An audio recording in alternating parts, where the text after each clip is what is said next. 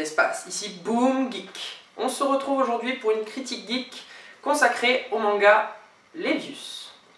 C'est un manga qui est édité par Big Kana, la formule grand format on va dire de l'éditeur Kana.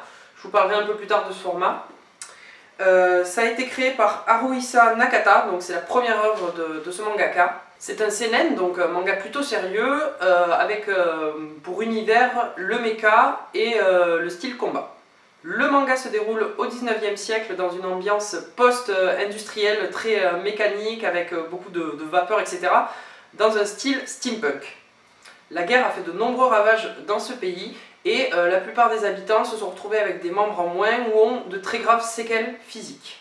Des prothèses mécaniques ont donc vu le jour, qui fonctionnent avec un système de vapeur. C'est ainsi qu'en peu de temps, un nouveau sport s'est créé, il s'agit de la boxe mécanique. Il s'agit de combats de boxe modifiés avec des combattants qui ont reçu des prothèses mécaniques utilisant le système de vapeur. Dans cette histoire, on va suivre la vie de Levius Cromwell, un jeune garçon qui a perdu son bras droit à la guerre et qui s'est donc fait poser une prothèse mécanique. Et ce jeune homme est un jeune prodige de la boxe mécanique. Il est accompagné dans sa réussite par son oncle Zach, qui est en quelque sorte son coach, et par son mécanicien qui est médecin, donc en boxe mécanique le médecin est à la fois mécanicien, qui s'appelle Bill.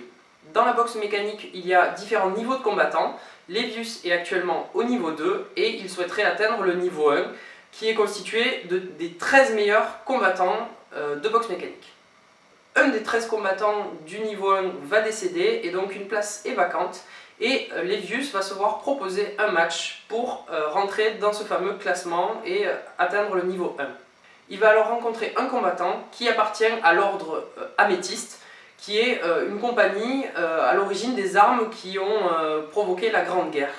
La mère de Levius est tombée dans le coma suite à la guerre et donc Levius va faire une affaire personnelle de ce combattant, va le combattre justement et chercher à savoir pourquoi ce groupe, donc Améthyste, qui est censé être un groupe ayant été dissous à la suite de la guerre, continue à proposer des combattants.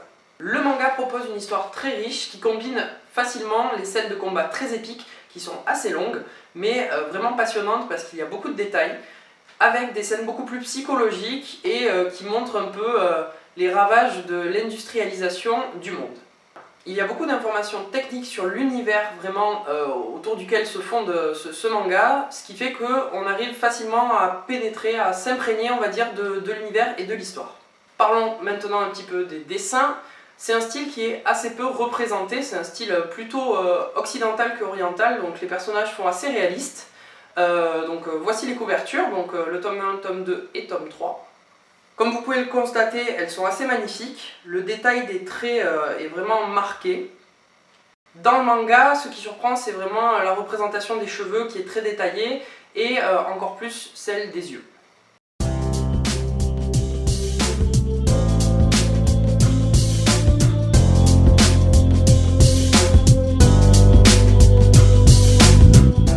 Du manga, les dessins ressemblent pas mal à des photos car il y a une sorte de flou de mouvement derrière dès qu'un personnage se met à parler ou qu'il y a une action que le mangaka a souhaité marquer. Il y a aussi l'utilisation des points de trame, donc c'est une technique utilisée en imprimerie avec plein de petits points alignés qui permettent de marquer les ombres et de marquer le dessin plus ou moins gros.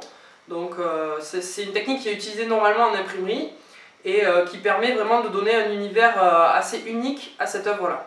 Le mangaka utilise des dessins qui se rapprochent assez d'une BD que j'aime, qui est assez exceptionnelle, qui s'appelle Zaya.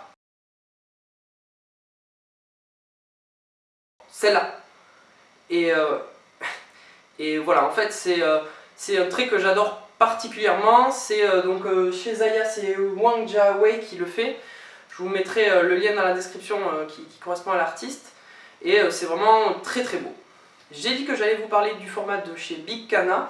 Donc c'est un format un peu plus grand que les formats classiques, mais il a pour des avantages d'être plus cher. Donc certes on voit vraiment bien les dessins, mais il est tout de même à un prix avoisinant les 12-13 €, donc c'est pas anodin comme achat, même si c'est pas non plus la folie, mais pour des jeunes étudiants etc. je me doute que c'est pas facile à sortir tome argent. C'est pour ça que le fait que ça soit un cycle de 3 tomes, c'est super, parce qu'on peut compléter la collection assez rapidement. Concernant du coup ce format grand, on a l'impression justement qu'avec Big Cana, on est entre le manga et la BD. Donc c'est deux univers que j'affectionne particulièrement.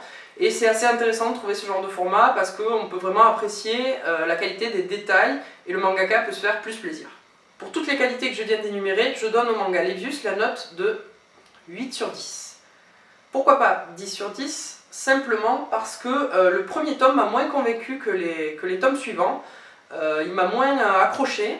Ce qui fait que si j'avais pas vu que c'était un cycle uniquement de 3 mangas, j'aurais peut-être pas acheté la suite.